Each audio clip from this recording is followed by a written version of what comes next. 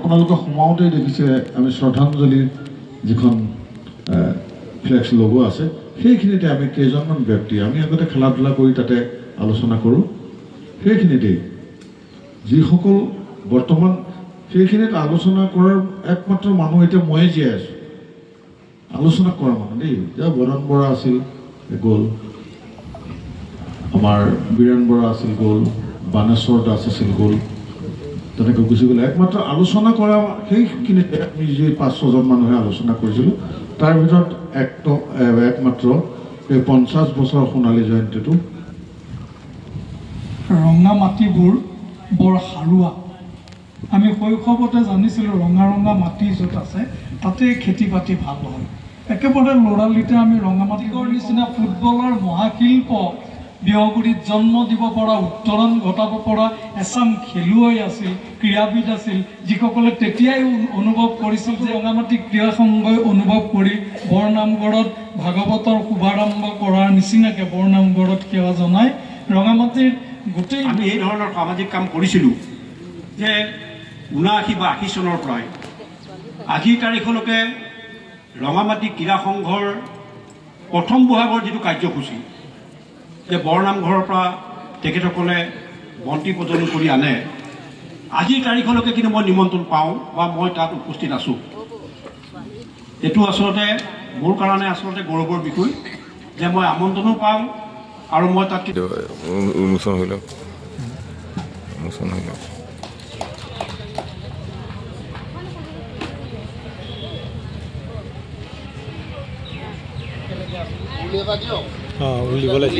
উলিব লাগিছিল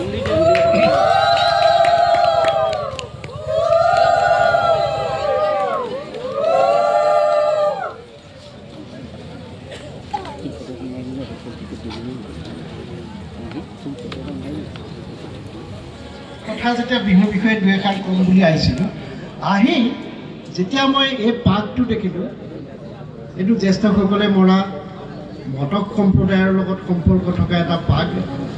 আৰু আপোনালোকৰ এই বিহগুৰিখন যে খামিদাত মানুহৰে ভৰা ইয়াৰ এটা চাঞ্চল্যমান প্ৰমাণ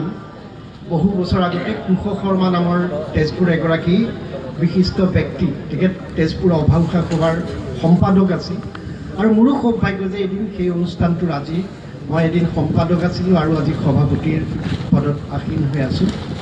এটা বৰ ডাঙৰ কথা এটা শুনিছিলোঁ যে বিহগুৰিৰ এজন যুৱকে মানৰ আক্ৰমণৰ পাছত তেওঁৰ ভনীয়েক সুকন্যাক মান ৰজাই দেখিবলৈ ধুনীয়া বাৰু হোৱা বাবে লৈ গৈছিল আৰু তেওঁ ককায়েক হিচাপে সেই কথাটো অত্যন্ত দুখ পাইছিল আৰু তেওঁ বিবাহিত আছিল যদিও ৰাইজৰ পৰা এদিন বিদায় সভা পাতি তেওঁ বিদায় লৈ কাৰণ সেইখিনি সময়ত মানদেশ যোৱাটো এটা অদ্ভুত কথা তাতে তেজপুৰৰ নিচিনাই বিহগুৰিৰ নিচিনা এটা গ্ৰাম্য অঞ্চলৰ পৰা ১৮২১ চনৰ পৰা ২৫ চনমানৰ বিষয়ত সময়ৰ কথা গতিকে আপোনালোকে ভাবক ১৯৫৪ চনত এজন এছিষ্টেণ্ট কমিশ্যনাৰ গুৱাহাটীৰ পৰা নগাঁও পাবলৈ ৪ দিন সময় লাগিছিল ১৯৫৪ চনৰ কথা কৈছে এজন এছিষ্টেণ্ট কমিশ্যনাৰ গুৱাহাটীৰ পৰা নগাঁও যাবলৈ ৪ দিন সময় লাগিছিল আৰু তেনেকুৱা অৱস্থাত ১৮২১ পৰা ২৫ চনৰ সময়ৰ কথা বিহগুৰিৰ এজন যুৱকে তেওঁৰ ভগ্নীগৰাকীৰ প্ৰেমত মান ৰজাৰ দেশলৈ বুলি ৰাওনা হৈছিল আৰু ঘূৰিও আহিছিল এইটো সাংঘাতিক এটা ইতিহাস মই সেইখিনি কথা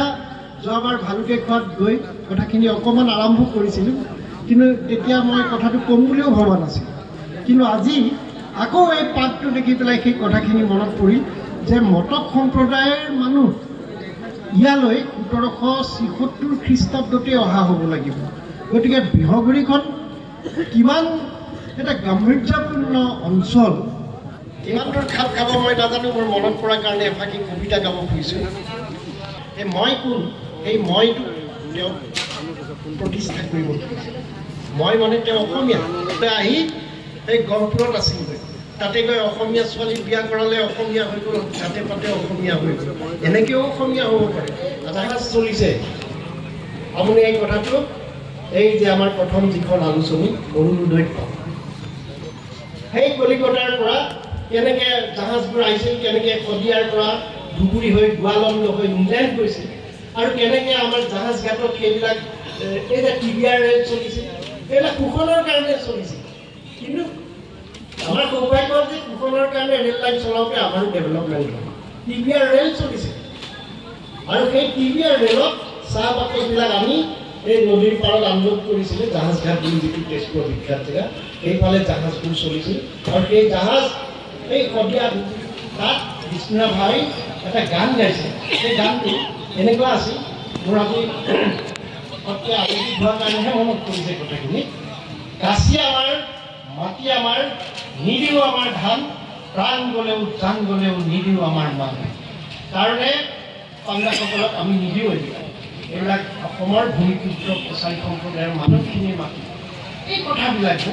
এইবিলাক আচৰিত হ'ব 1906 চনত ইতিহাসৰ তাৰিখত এইটো একো তেনেই নতুন 1906 খ্ৰীষ্টাব্দত হেমচন্দ্ৰ গোস্বামী তেজপুৰত আছিল তেওঁ ESC বিষয়া হৈ আছিল তেওঁ এখন চাহ মেল পাতিলে বঙালী অসমীয়াৰ এটা সংঘাত হ'ল সেই সংঘাতটোৰ কাৰণে তেওঁ মনত দুখ পালে আৰু পিছদিনা সেইদিনা শংকৰদেৱৰ তিথি বুলি উল্লেখ আছে কিতাপ পত্ৰত কিন্তু মোৰ বোধে এইটো শংকৰদেৱৰ তিথি নহয় জন্ম জয়ন্তী কাৰণ দুটাৰ সংঘাত আছিল গতিকে দশমীৰ তিথিৰ দিনা সেইকাৰণে শংকৰদেৱৰ তিথি বুলি হয়তো তেতিয়া কৈ দিলে এইটো বেষ্ট পেপাৰ ইফালে নাম লিখাইহে দিলে আহি গুৱাহাটী পালে শনি শৰ্মাৰ কথা লগ পাই গ'ল মেচুৱা বজাৰত বিষ্ণুৰাম লগ পাই আহিলে তই কি কৰিছ আজিকালি মই ব্যৱসায় কৰোঁ কিহৰ চাউল দালি এই মোৰ পইচামান আছে মই তোৰ ব্যৱসায় সোমাই দিওঁ দেই ভালে হ'ব দুইটা থাকিবা যাওঁ ঠিকে আছে তাতে আকৌ মাছৰো সংকিব ব্ৰাহ্মণ মানুহ মাছৰো ব্যৱসায় চাউল দালি ঘিউ আৰু মাছৰ বেপাৰ কৰিলে বিষ্ণুৰাম শনি শৰ্মা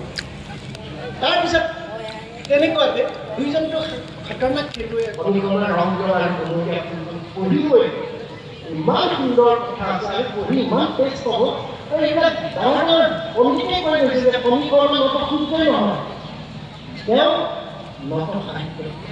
সাংস্কৃতিক সাহিত্য সূৰ্য বুলি কৈছে আপোনালোকে পঢ়ি চাব